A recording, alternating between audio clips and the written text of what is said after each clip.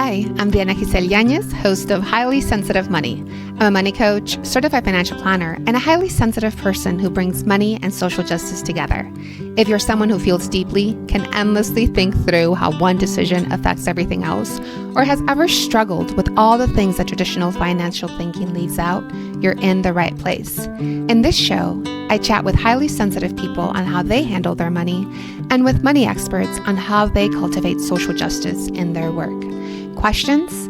Please go to allthecolors.net and schedule a free 30-minute call. And I'm happy to share resources on investment management, money coaching, workshops, or anything else money and social justice related. Join us in this episode as we explore money and sensitivity while honoring that all of our well-being is interconnected.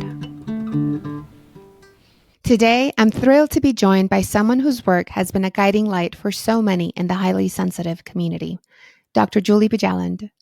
Julie is a licensed psychotherapist, author, and founder of the Sensitive Empowerment Community. She's also a specialist in high sensitivity and late discovered autism.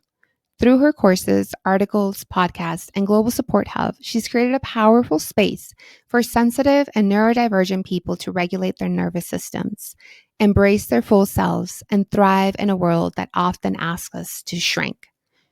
Julie and I explore what it means to navigate money when you're highly sensitive or neurodivergent, from child experiences of scarcity to adult patterns of anxiety and overgiving.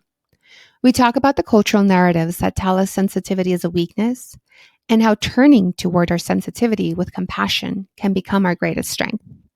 We also dig into what it means to rest, to be intentional with our energy, and how self-compassion can be a radical act of healing.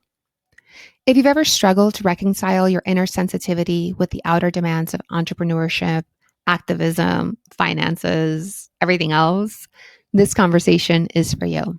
I'm so glad you're here. Well, thank you, Dr. Julie Bjelland, for being here. It's such a joy to have you on this podcast. Thank you for having me. I'm excited for this conversation.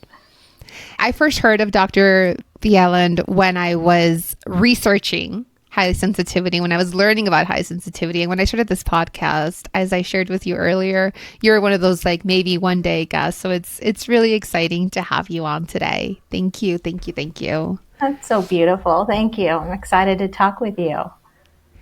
And your work, you were just sharing right now about how so if you could introduce yourself, how you got to this point as in teaching high sensitivity and how that's been evolving. Yes, I've been doing this for quite a while, learning that I was highly sensitive and the challenges that come with that and living in a world not set up for sensitivity. And when I became a psychotherapist, it became a real passion of mine to, support other sensitive people in the world because there's so many amazing things about being sensitive. But when the world's not set up for sensitivity, there's a lot of challenges. And so there's a lot of things that we need to do to support ourselves. And also over the last few years, we've been learning a lot more about neurodivergence and about autism, and that some of the most sensitive people at the highest level of sensitivity, we're discovering we are autistic. And what we know about autism is that there's a lot of myths about it. A lot of sensitive people thought I can't be autistic because I feel everything so deeply. And we actually know that sensitive people, I actually have coined the term, the sensitive autistic phenotype. So it's really the profile of autism that highly sensitive people have. And it's just been fascinating. I really look at neurodivergence as a part of necessary in the world, because just like we need biodiversity in nature to thrive, we need neurodiversity in humans to thrive. And so it's not being looked at as a disorder or a deficit anymore. It's just a different neurotype. And a lot of hundreds of thousands of highly sensitive people are discovering that they are now autistic as well. But we all share in common high sensitivity. And so that's been, a big focus of mine, is just helping sensitive people thrive and flourish in the world, because we have so much to offer and the world needs us. And my work with money as a person that's highly sensitive, I found that in my own personal journey with money, money is such a relational thing, right? Like I can't be like, okay, this rock is now $100. Like I can't make that up. I'm stepping into a relation that's already been set up. And as I shared earlier, like my earliest money memories were really connected to economic inequality, because my family migrated from Mexico to the US, and we were doing better economically than my cousins back home in Mexico. And I remember being 8 years old, 9 years old, and feeling this incredible burden and pain and fear, because why did I have access to money when my cousins didn't?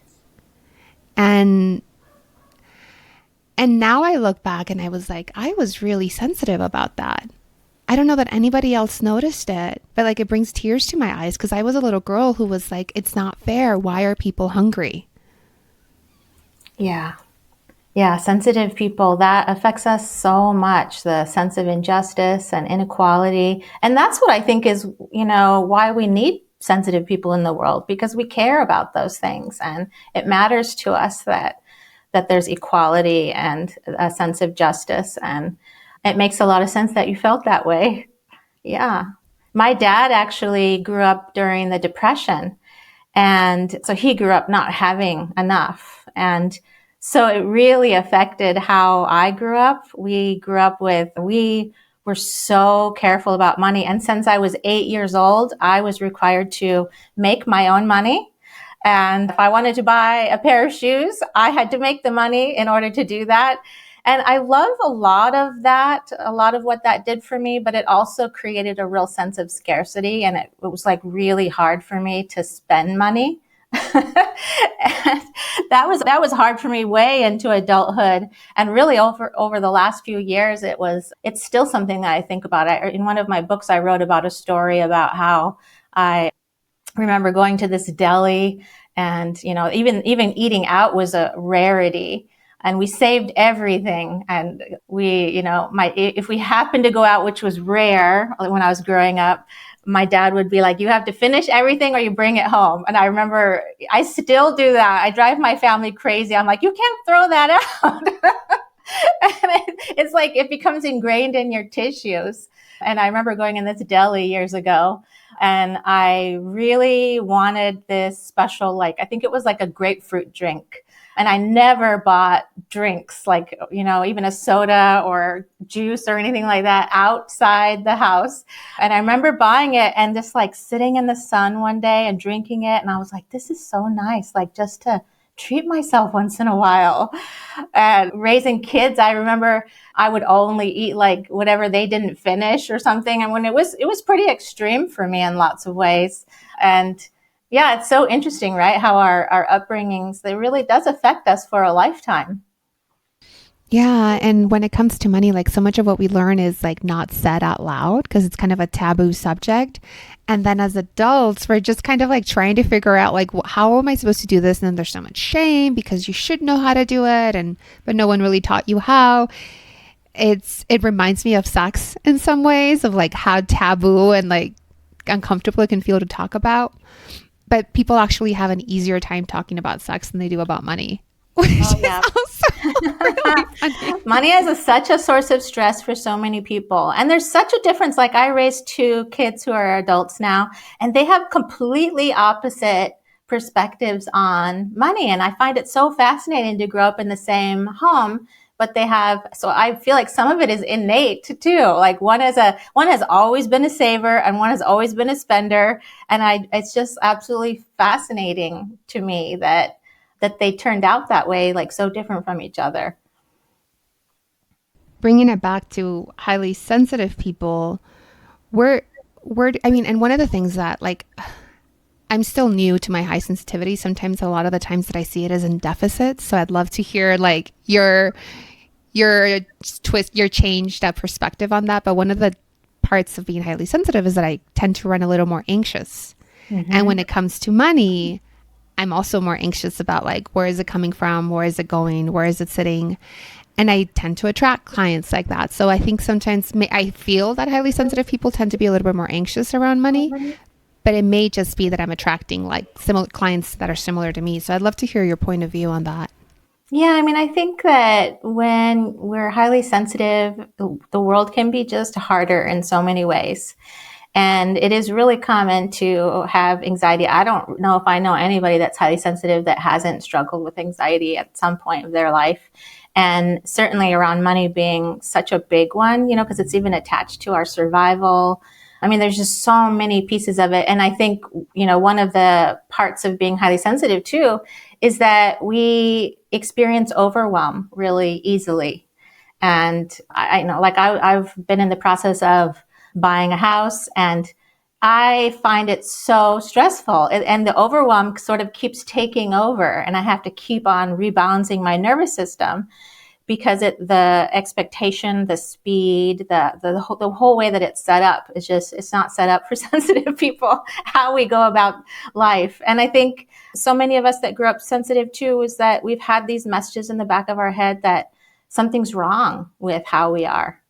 And when we know for sure that when we walk around with that message, and I used to walk around with that message, it took a lot of work to shift that mindset that sensitivity has so many strengths, because we live in a society that tells us that it's a weakness to be sensitive, to feel deeply, and it's hard to navigate all of those feelings, and it affects everything we're doing. So it does take a lot of extra work to learn about the positives of sensitivity, to understand how to take care of a sensitive nervous system. We have more activation in the fight flight part of the brain, which, every time you feel your heart racing because you're feeling anxious, your system has activated that alarm bell system. And it's the same thing as if a lion is about to attack you. That's how your brain is interpreting it. So I got really intensely interested in how can we activate calming centers of the brain that deactivate stress centers, because I couldn't function that way. The way I was functioning wasn't possible either. And then, of course, it even gets harder as you get older. So you have to be very intentional to balance a sensitive nervous system. It isn't something that comes naturally. I think we have to be very intentional about it. Well, and on the plus side, I was talking about this with a friend recently that I'm also trying to step into the positive sides of being highly sensitive. Like you were mentioning grapefruit juice in the sun. The positive sensations that come from that are also heightened for us as people that are highly sensitive. Yes, absolutely. And we purposely do that. Sometimes I think about like two tanks. One is the negative tank, one's the positive tank. The negative tank is just filled up all the time, just living in the world is filled up. And the positive, it can take up to 5 to 8 positives to neutralize one negative in the brain. That means we have to do a lot of extra intentional work to fill up those positives and to be careful about what we're bringing into our lives. It involves an intentional type of self-care, an intentional healthy boundary setting, which of course is hard for sensitive people. We tend to be big givers and people pleasers, want to say yes to everybody, take care of everybody before ourselves. And what we see is as we get older, that just doesn't work anymore. The body can't continue to do that. Otherwise, we start to see a lot of chronic health conditions developing. Mm. And I'm part of your sensitive empowerment community, and I've really been enjoying just how normalizing it is to hear from other people where their struggles are. It's just, again, as someone who's come to this realization about myself in the last couple of years, it can be very difficult to see the positive sides of it. And yet when I see that other people are also having it, I'm like, okay, well then it's okay that I need more downtime. It's okay that my afternoon today is going to be like a nap. That's like the main thing that needs to happen. Yes. It is so powerful to be around other sensitive people. When I was seeing clients in person, I started to, when I first started, I started to see a lot of sensitive clients, and I started seeing such similar patterns in them, just such kind-hearted, beautiful souls, just care so much about others, but had a really hard time feeling compassion for themselves, tending to be very hard on themselves.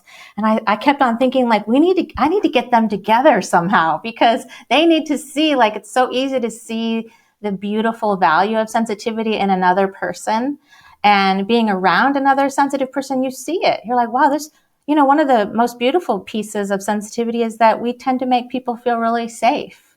And that's an incredible gift, making someone feel safe and seen and heard, and caring so much about the environment and other people, and equality. Just like there is a natural, that is just a natural way of being sensitive, and getting to see that in others. It's such a powerful feeling. And I know a lot of people have come into the community are like, I have never experienced such a sense of belonging before, or that feeling like, you get me, like I can be myself, like you understand this. And it's really healing to have that. I think that's a huge part of healing.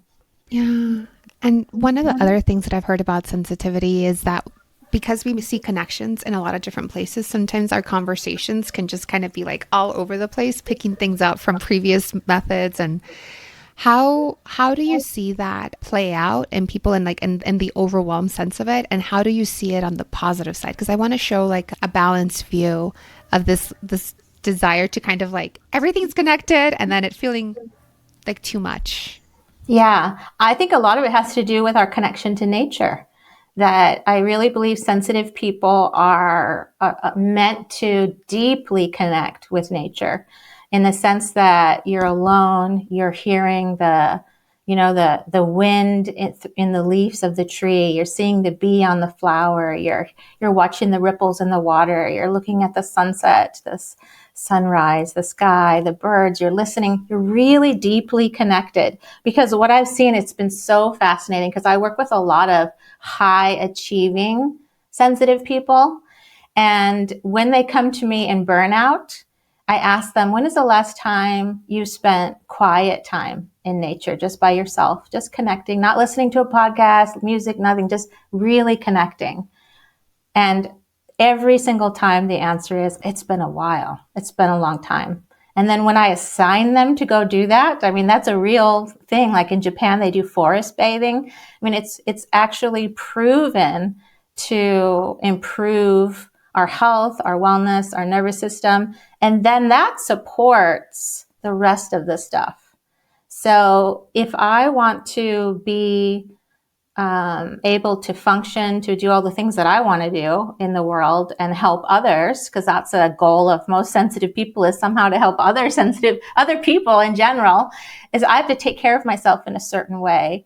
And so practicing mindfulness throughout the day is great for busy people, where you're like, when you're in the shower, you're just in the shower. Like you're not doing a million other things in the shower. I've had successful burnout people tell me like, oh, I'm usually like listening to, or I'm trying to learn something when I'm listening to a podcast, I'm learning something. It's like we're constantly wanting to bring data and information into our brain. We're just learners, but there needs to be downtime, and it has to be intentional, and we can't have guilt doing it. Because if we're taking a nap, like you were saying, and we feel guilty about doing that, we're not actually restoring. So it's the understanding that when you're doing, I kind of think of it as like you have a car engine, and if you're flooring the gas pedal all day long, that engine is going to burn out. And so highly sensitive people are very much like a special car that's like incredibly fast and efficient and can do a lot of things, but it needs a specific type of maintenance. And so continuing to take your foot off the gas and having those breaks throughout the day are something that's going to make you be able to support the rest of the things that you want to do. And generally, a sensitive neurodivergent person can accomplish more in a small amount of time than people who aren't. So, when we talk about putting your 100% in something, it shouldn't mean that it's killing you on the inside, or it's burning your engine out. And to understand that in order to have that kind of, to have all the pieces that you need of that supercomputer brain that we get, we have to turn it off sometimes. Actually, often, every day, it has to be shut down. It's like a computer with too many tabs open. It starts to freeze and nothing ends up working. Yeah, I really, really relate to that. One of the things that I always invite myself to do, I'm not as great at it as I don't do it all the time, but I take my dog out for a walk maybe 3 times a day. little 10-minute walks, and I try to leave my phone at home. Otherwise, I'll be doing that walk around the block, completely just like looking at my emails, checking my schedule, like working, as opposed to just like, actually the walk is for me too. Yeah. It's for me to disconnect and look at what's around me, enjoy the city that I love. Yeah, I relate to that a Absolutely. lot. Good for you. See, that's such a great thing because each time you're doing that, you're slowing that engine down and you're giving it a rest so that when you do rev it up again in a cycle of, especially neurodivergent people tend to have very specific cycles, like a cycle of intense focus, getting a lot done in a short period of time, and then sort of being tired during the other times. But if we can really balance that, like we're not waiting till we fell off the edge. We're not waiting till we're already burnt out to take that rest. Then the cycles move faster. Like you move through the cycles faster in terms of the rest cycle, then you're actually restoring. And that's just the mistake a lot of people make, is that they push themselves constantly and they ignore the body signals that are there. I call them the whispers versus the screams. Like if we're listening to the whispers and we take care of that need, like, whew, I'm feeling tired. Maybe I need to actually rest right now instead of taking on this other project I had planned. Then we can actually recover quicker. And then we're able to accomplish so much in that next task. But for most sensitive people, especially women, for example, are taught to be pleasers, to put themselves at the bottom, and then often waiting until there's something pretty serious that's happened, like an illness, total burnout that can take months to heal. And so this is really a daily experience of supporting your sensitive nervous system. And I know that like 18 months into entrepreneurship, I burned out really, really badly. And I think it took like 3 months for me to be able to like come back up to speed to do anything. But I would wake up and go to bed thinking about how to grow my business, how to serve my clients. I completely forgot that I existed. And one of the gifts that I find, like, I'm so motivated by social justice and everyone's well-being. And that made it easier for me to leave a very stable job in corporate America to go and like live my dream. But then how do you put down something you love? Yeah. Yes, exactly. That's such a good point, because we aren't just talking about stuff we don't like. I mean, sometimes we can get so involved in something we're doing. I mean, I've had experiences where I forget to drink and eat. I'll be like 12 hours in. I'm like, oh my gosh, now I have a migraine. I haven't paid attention to what I need. I haven't taken care of myself. I've certainly been through that. And it becomes a really intentional experience. Like now that I kind of understand it, I know how to take care of myself so that I can be super productive and do a better job. I mean, everything ends up a bit better if you're doing it from a grounded place. And then you don't have to do that burnout cycle that just takes so long to recover from. Right. The intentionality. And again, that's why, so I remember reading in James Clear's book, Atomic Habits, that the fastest way to actually change a habit was to join a community of people who are doing what you already want to do. So just another plug for the sensitive empowerment community, that like, again, hearing people kind of reflect back to me, like, are you taking enough downtime? Are you like, when does your scheduled break? Like that, it's just helpful to join myself with people who are already in that stream of thinking. Yeah, that's so great that you did that. And that was an intentional decision on your part. So that's like you making these kinds of decisions are so smart for you, because it's going to make you do better in the future.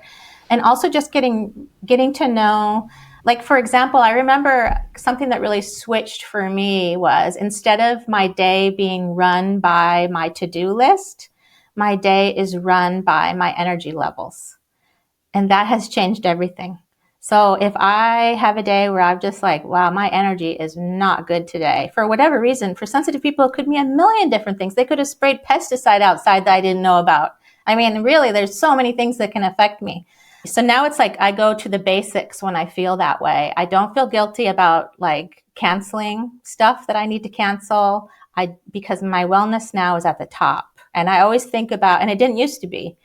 So that is something that has shifted a lot for me, to be able to let go of a to-do list and listen to my body. And I think our bodies are giving us a lot of information and a lot of signals. And if we slow down enough to listen, like I recommend in one of my courses, I talk about how you can, every time you go to the bathroom is a great time to check in with yourself, because you do that throughout the day. It's just a moment of checking in, closing your eyes, taking those long, deep breaths with that slow exhale, and just like, how am I doing right now? What's going on? It's like, oh, somebody said something that affected me. Okay, let me just like listen and pay attention to that and support myself through that. And if we're doing that, so then you're asking yourself what you need in those moments. And it's like, well, actually, I'm feeling really rattled right now. Well, that probably means I need some grounding. Let me go take my shoes off and get in the grass. Let me put my feet in some water. It's like there's intentional things to ground ourselves. And then I think of it a lot like if you had two children and a parent there, and the children are kind of tugging on the parents like, hey, I have this need. Hey, I have this need. And one of them you completely ignore. And one of the children, you get down to their level. What do you need? What's happening? Very loving, non-judgmental, checking in. How do we think those two children are going to respond in the next few minutes? I mean, it's a big difference, right? The one that gets ignored is probably going to have a tantrum, which is not it's not something that's in their control. It's my need is not getting met. I'm not okay. And our bodies are a lot like that. So really listening when it's signaling to us that there's a need that needs to be paid attention to is really helpful. Yeah, that's beautiful, that baking in of the check-ins throughout the day. Yeah. And it's true, and right now we're recording February 10th. It's like every time I open the news, there's something on there that's really, really triggering. And I want to be able to stay informed. And at the same time, I know that there's other things that I want to do that day other than recover from having watched the news.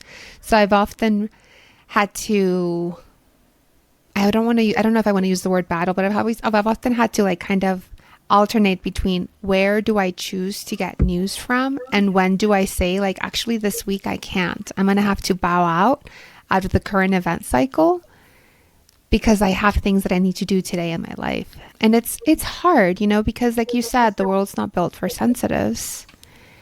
I can often feel like I'm letting someone down by not being enraged and aware of the news. Yeah, that's such a common experience. And one of the things that we know is that our brain was not meant to take in news 24/7. It used to be that you watched the news at 5 o'clock, you stopped at 5:30, and that was it.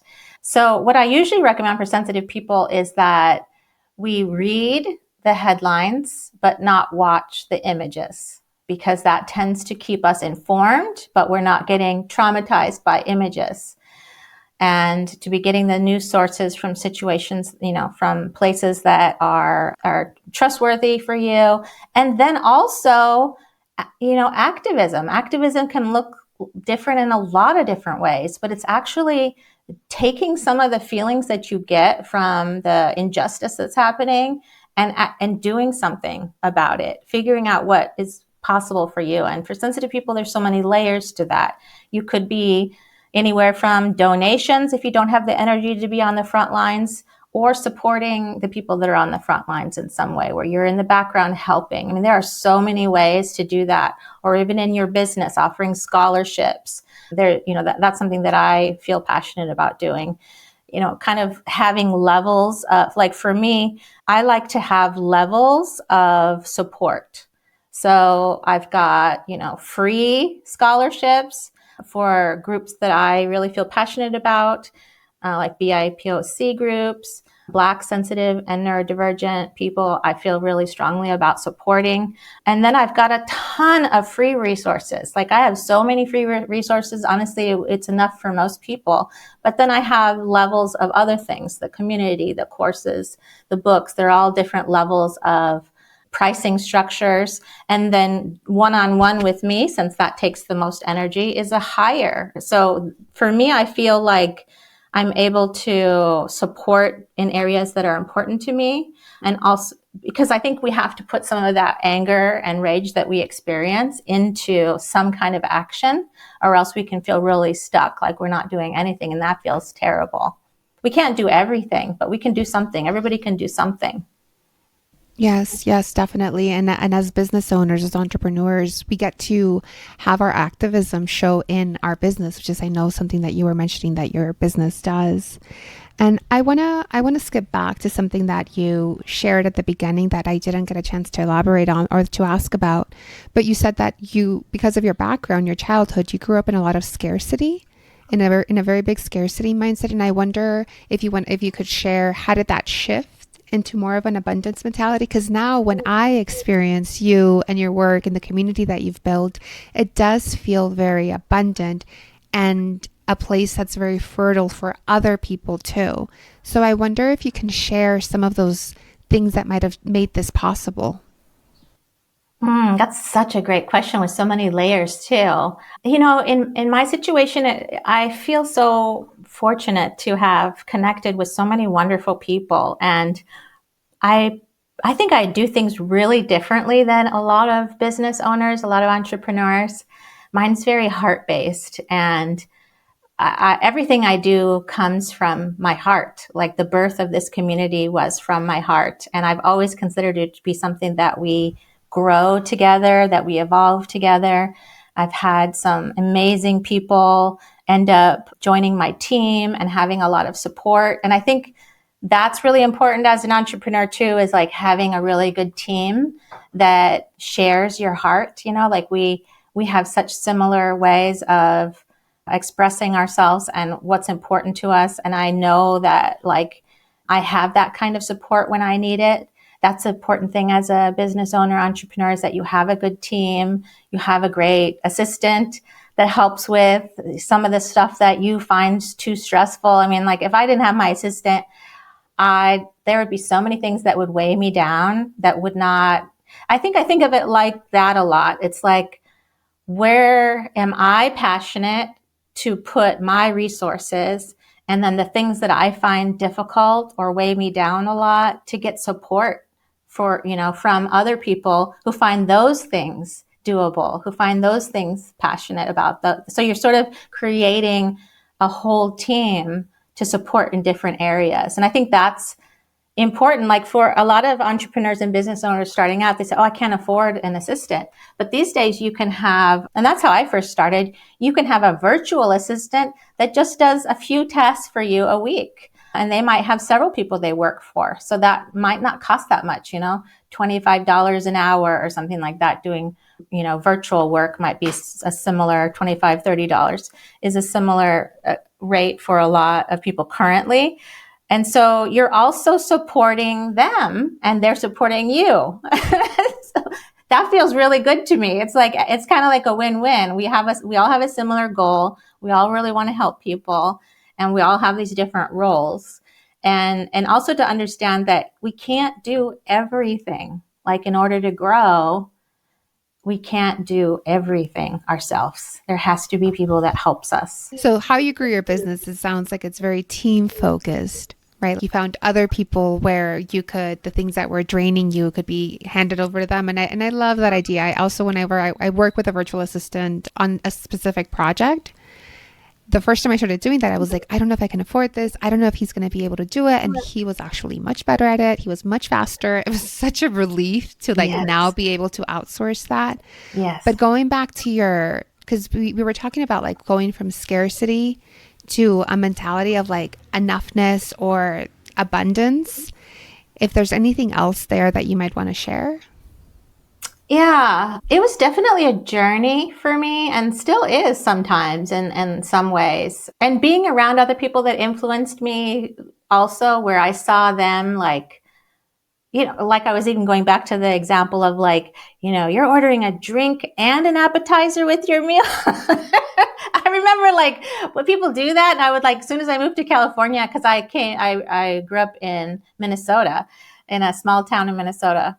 And I remember when I came to California, I was looking around at the restaurants or something. I was like, man, these people are really like, they're just like just buying everything. I was just like so surprised. And so I think of it now in terms of treating myself to things and valuing myself for things. And it took time though to make some of those shifts. And I'm still like, I just went to a restaurant the other day with my son, and we just got the entree, and we didn't even get drinks or an appetizer or anything. And it's still a part of my experience. I'm using that as a small example, but in general, I think figuring out, like, for example, I moved temporarily where I am right now, and I'm renting because I was dealing with my mom's illness and then my mom's death, which was incredibly difficult. And I just knew that I needed to live by the water for a little while. So I was like, I'm just going to go rent, and I'm just going to think of it 1 year at a time right now. I'm not going to think about the rest of my life. I'm just thinking about 1 year at a time. And that really helped me. Like, I spent more money on rent to stay by the water than I ever would have imagined I would have been able to do. But for me, I needed the healing. And so it was like an intentional experience to like, I need healing right now, and this is what I'm going to do for that healing. And it really helped to think of it like 1 year at a time. I think sometimes as sensitive people, we can get really overwhelmed. And even if you're thinking about how you want your business to be, or you're growing a business, to try to just think about 1 year at a time, think about what is really lighting you up, and being okay to evolve. I've evolved a lot. I mean, I've evolved so much since I started, because I started out as a psychotherapist, and then I was like, I've come up with these ideas for brain training that really help sensitive people reduce anxiety. So I wrote a book about it. And then I started creating courses, and I started seeing like, wow, this is really working. Like, how can I help more than just the one person in front of me is how I started to do it. I was like, how can I help more people? And so that's kind of how everything that I developed got started. Is I need to give this information to more people to help more people. And that's really how all of it was developed. But I think it's a journey to shift how we're raised. It's a journey to shift some of that. And I think that there's pros and cons to it. I mean, I'm glad I'm not on the other side where I'm like an overspender and always worried about that. And I think there has to be sort of a balance. But it's kind of like really getting clear about where you are in your life and what's happening. And there's things that happen, whether it's health issues or you're going through grief or whatever ends up happening through the different cycles of your life, understanding that that's a journey. Like in nature, nothing blooms year round. There's dormant stages. And I think as a business owner, entrepreneur, that's something that's important to understand, that there's going to be times in our life where we're less productive and times when we're more productive, and to sort of accept that as a natural occurrence and not as something's wrong with me. I find that to be really important. I think of it a lot with, like, I always think about plants because I love plants. And I think about, if a plant is not doing well, we don't blame the plant. We never think to blame the plant. We're just like, well, what kind of conditions would it need to thrive? So what if we did that for ourselves as humans? If we're not thriving in the environment that we're in, how can we support ourselves to thrive? What would that look like? And each person is different, and each stage of life is different too. Beautiful, beautiful. Thank you so much for sharing. And I'm sorry to hear about your mom's passing. Thank you. Yeah, boy, that was, grief is just an incredibly challenging experience. And I've definitely learned that it isn't something that you sort of get past, or it doesn't really even get better necessarily, but I think you learn how to live with it. You learn, and that's with anything, any hardship that anybody is going through, and everyone will go through something that is hard. And I think understanding that is going to happen, and how do we support ourselves through that. And really, I feel like turning to nature has all the answers. Because when there's destruction in nature, things regrow. And conditions change and we evolve. And I think that's kind of like, it really comes down to self-acceptance and self-compassion. And for me, that self-compassion has been the biggest, most important thing that I could have ever grown. And I do think it's a brain training skill. And I think sensitive people are so compassionate for others naturally, but lack it in ourselves naturally. We tend to be really hard on ourselves, and it has to be something that we grow. And there's like a 3-step process that we can do to grow self-compassion. And we know that that's also one of those calming things in the brain. Like when you're activating self-compassion, you're deactivating stress centers because they can't be activated at the same time. Creativity is another one that deactivates stress centers. So there are a lot of things that we can do in the brain that are supportive and can activate calming centers that support ourselves through the hard stuff. Yeah, thank you. And I also want to reflect that I do a lot of work with nature too. One of the tools that I've developed when I'm talking with people about their different money patterns, I worked with an arborist to create 5 different tree archetypes. And because each tree, like I have the saguaro, the magnolia, the wisteria, the coppice tree, and tree of heaven, each of these trees grow in different environments, and they each have like different positive features and different shadow sides. And I tell people that when they're looking at whatever tree they identify, and from what you've shared, I would imagine you're more like a saguaro. When a saguaro, the thing that it says is like, make do with what you've got, because when it rains, it pours in the desert, but then you have no idea when it's going to rain again. So they tend to just kind of keep everything in. And the opposite of that would be the magnolia tree, which is always shining, like it doesn't lose its leaves, like the Magnolia grandiflora in the south of the United States. Its leaves are super rich and verdant and vibrant, and they actually tend to, like, because they're so thick, nothing can grow underneath it. Like sometimes you see like some scraggly grass, and that's the archetype of like, let it be beautiful now, let it be big, like it's my birthday and I'm just gonna like go into massive debt to have the best party ever. And they both, and that one, the beautiful side of that is that archetype doesn't tend to go towards workaholism. They do enjoy the present moment, the beauty of today.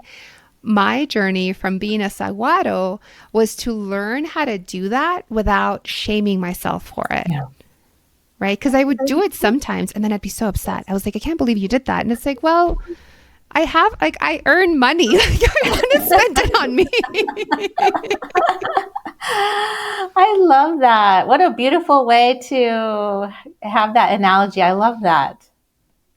And it makes it very neutral because you can't look at a tree and be like, why are you the way that you are? Yeah. It's more of like the tree grew up in that environment. Yes. And we actually need all kinds of different trees. I think that's another thing is like we're so taught that everybody's supposed to fit in some small box, that the neuronormative box that was created. But actually to understand that we don't all want to fit into that box, that it's beautiful to have all this diversity and differences, and that everybody offers something that we need. And I think that's a beautiful thing to like let go of.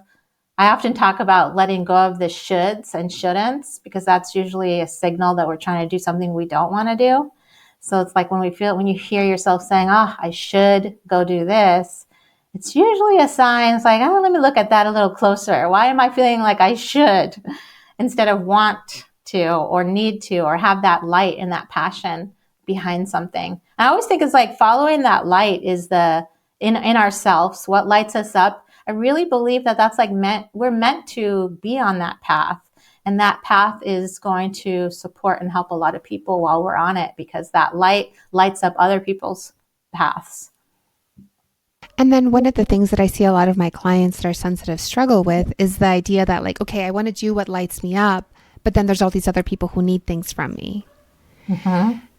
One of the ways that I've reframed it for myself and helped them reframe it is that actually, what if we lived in a world where everybody was lit up, right? Where everybody, when they needed to, were able to like go and stay by the water because that's what they needed at the time. Like, what if we lived in that world? Yeah. Yeah. And I think sensitive people could create that kind of a world. I think that we strive a lot to create that kind of a world. Like when we have an abundance, I think it is such a natural part of us to be giving, to be sharing that abundance in whatever it is. I think that's one of the most beautiful parts of this trait is we take care of each other and, like supporting each other and knowing that when one falls, another one can help, them rise up. And then even in the community, we talk about that I believe in the concept of a giving and receiving. If you've received a lot of support in the community, I recommend that you are also giving to others, and that creates that beautiful giving and receiving. And I think a lot of sensitive people have trouble receiving and are just givers, and that usually will lead to burnout too. So learning how to receive, I think in many ways I had to learn how to receive, actually, when I think about it. And I think that is such an important thing. We can't just be givers.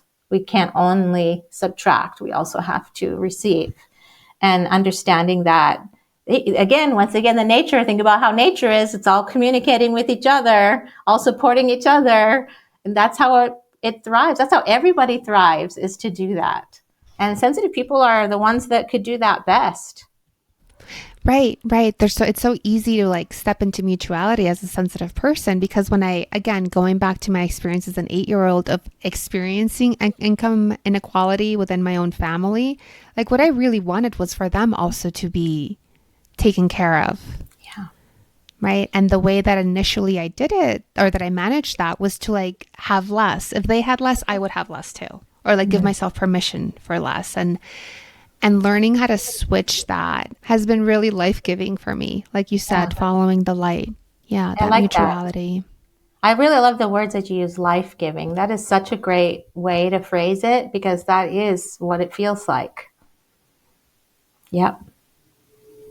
Interconnectedness.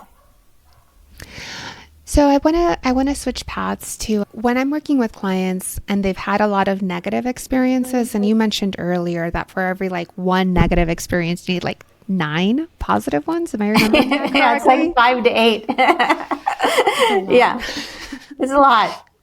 So you can imagine with money, when people at the point that they actually hire a money coach, it's because they've gone through several things that like every time they think about money, they're already on fight flight. Right? Yes. They're like on high alert. And I would love to hear your feedback on this. So one of the things that I tell them is like, okay, if you're going to work on money for 10 minutes on Friday morning, set a timer. Like, don't make it be more than 10 minutes if 10 minutes feels like it's what's within capacity. And then maybe put on music that you like, or light a candle at the beginning and at the end, or treat yourself to like a 30-minute walk in the park afterwards. Like, what are the things that we can do to start having positive money experiences as you're growing your capacity to take hold of your finances? Any other tips that you would recommend for my clients? Wow, I love the tips that you shared. Those are really great. And I've heard a lot of people find that very helpful. One of the things that I found helpful too is to like, I sometimes will, because there's so much that needs to be done. Like when we're thinking about in a business, there's like a zillion things. And then there's the house that needs to be taken care of, and the groceries and the food that needs to be cooked. I mean, there's like a million things that need to get done in a day or in the week. I find it very helpful to like, I have specific days that I do stuff. So, I mean, even if it's like watering my plants on a certain day of the week, or I think it can be really helpful to like once a week be in the habit of going through your finances. So it becomes more of like a part of your natural rhythm, like, oh, Mondays, I just check all my accounts and make sure things are paid. And what are the things I need to know? And just because I think knowledge is so much power, and having it be part of like a scheduled part of your day can help for a lot of us that have just so much to do, because then it's like, okay, that's the day that I'm doing it, and it's expected. We know it's coming up. I really love that you added those pieces where you're doing something that feels nurturing for yourself at the same time. I think the self-compassion practice would help a lot for a lot of people that experience that. And even just being able to give yourself, some self-praise that you did it, like that you are facing the things that are difficult. I think there's so much. One of the things that I've become aware of the most as a psychotherapist is the power of validation. self-validation. And a lot of sensitive people have not, have a history of being invalidated for their experiences, for the heightened intensity of how they experience things. And so validating is so powerful. It can just be something as simple as, yeah, this is really hard for me today. It's making my heart race. I'm noticing a lot of stress come up. That makes a lot of sense. So I'm acknowledging first, then I'm validating. It makes sense that I feel that way, given the way I was raised, given the challenges that there's been around money, given the stress of this experience. It makes sense that I feel that way. And that we know that it's really fascinating, because even when people are wearing like heart monitors and doing stress tests during validation, you can feel the body soften, because we all want to be acknowledged and validated that, yeah, this part's really hard right now. And then going into, how can I support my needs right now? And you're talking in a loving way to yourself, which is a huge thing that we need to learn, because a lot of people have really negative self-talk, this constant chatter, something's wrong with you, you're doing it wrong, what's wrong with you? And that just adds that 1,000-pound weight onto the issue. But if you can really support yourself through that and go, okay, whew, I did it. That, I can think of myself even having to deal with like real estate stuff. I'm like, whew, that was a lot. Okay. I'm so proud of myself for getting through that today. Now, what could I do that would feel really good? I'm going to go put my feet in the water, or I'm going to go take my dog to the park, And so you're kind of combining that, and you're acknowledging it. It's really fascinating what we understand about acknowledging too, because acknowledging the emotions actually reduces the intensity by about 50% just by acknowledging it. That's why, yeah, this is really hard. I'm really stressing right now at this moment. This is really hard. It's fascinating, because if we think about the brain as having two parts, like the emotional brain and the cognitive brain, when the emotional brain is overactivated, which happens a lot in sensitive people, the cognitive brain goes to sleep. And the cognitive brain is the rational, has the memories, this is what I should do when I'm struggling. All that stuff just disappears when the emotional brain is activated. And we've all had that experience where you just feel out of control and you don't remember any of your self-care, and it's just not going good at all. But if you can do that acknowledgement through actually finding the words to the emotion that you have, you're going to reactivate that cognitive brain that then can support the emotional brain and can remember, oh yeah, when I feel this way, these are the things that help me. And so some of those little tips are very helpful. I love brain training stuff. Like that has really supported my life a lot, which is why I created a course about it and everything. It's like, it's so helpful to know that there are things. I remember the first time I learned, I was like, you could actually activate calming centers on purpose? Like, sign me up. How do I do that? I just thought that was the best thing to learn about that. Yeah, and I wonder if you have any resources that like talk about the self-compassion training, or these 3 steps of acknowledging self-validation, supporting the present needs, because I can include those when I'm talking with my clients about like, okay, I know that money stresses you and you've committed to checking on it twice before we meet again. Here's some additional resources that can support you. And I have a whole page on my website that's called Free Resources. And one of those free resources is a video of me teaching that technique. And I always recommend learning that, practicing that every single day.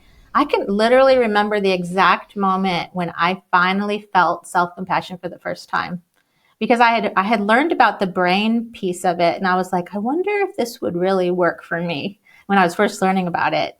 And I kept practicing. And I used to joke that it was like trying to believe in Santa Claus. Like, well, I don't know if I really believe I can experience that, but I'm going to keep trying and keep practicing. And I really remember the first time I felt true self-compassion, and it was life-changing. And that's why I know it's a skill that can be developed. Thank you. And I'll definitely link that to the resources of this podcast. What it's making me think of, so in Internal Family Systems, Dick Schwartz talks about like the capital S self, right? Who's looking at all the different parts. And that's what it makes me think of. And I feel like for myself, when I have a really strong meditation practice, it's often easier to kind of like create that separation, not that separation, but that like witnessing, the compassionate Yes. witness of like, oh, you're spiraling out because you've been sitting for 7 hours. Both you and your dog need a walk at this point. Yes. Actually, you're totally right. It develops that compassionate witness rather than being in the middle of the storm. You're able to step outside of it and see it from a distance. And I think a lot of sensitive people are like, "Oh, I can't meditate. That doesn't work for me." And because I think so many of us have these supercomputer brains that are just running constantly. And I actually have discovered that doing a method where I do something, so I'll tell if it's helpful, I'll share what I do every day. And it's something that I've learned how to support my nervous system along the way is, so the way you wake up in the morning has a lot to do with how you're going to set your day. So if you wake up with your alarm blaring and, oh, I got all these things to do and I'm on, boom, looking at my emails, got all the things I have to do, your nervous system is going to be cranked up to high for the rest of the day. So waking up slow mornings is what I call them. Slow mornings. I do a real mindful routine in the morning where I watch the sunrise. I like getting up early when it's really quiet. Watch sunrise. I watch the birds migrate in the morning. So notice that my nervous system is set really low. It's on low. It's not on that speed warp. So that when I'm moving into my work, I'm at a pretty balanced, grounded place, which means I'm going to get a lot done. I get a lot done in the mornings after I've had that time. I also take a bath midday because I find water very sensory soothing. It is when I start to notice I'm starting to feel like kind of tired, that's what I do. It's very rejuvenating. I also go into my room really early and I do my yoga and I do my meditation. I watch the sunset, watch the birds migrate the other direction. It's this real like beautiful pattern of the day that's kind of bookends it. And before I really go into my meditation, I do like yin yoga. So it's very slow movements. It's meant to slow things down. And then I lay on my yoga mat and I let the thoughts come. So this is before meditation, is I let all those thoughts come. And they do. All kinds of stuff come up from the day because I'm allowing it to come up and I'm being intentional about noticing, are there certain things that are coming up that I need to pay attention to? Okay, I'll write those down. I'll note that I need to check in on those. And then it's almost like dumping out the stress for the day. It's like I'm dumping it out because if I'm not doing that, when it comes up, when you're trying to sleep. Because a lot of people only stop when they get into bed. And that's why you can't sleep. And if you can't sleep, you're not having a good day the next day. Sensitive people do not do well without good sleep. So I allow that to happen. And then I move into my meditative state. So it's almost like dumping out the stress first, which allows my body to be ready for that meditative state that really slows it down, creates those space between thoughts. So guess what? By the time I get into bed, I'm quite relaxed. And then my sleep is good. And then I wake up good. I wake up with all my points of energy for the day instead of starting at a deficit.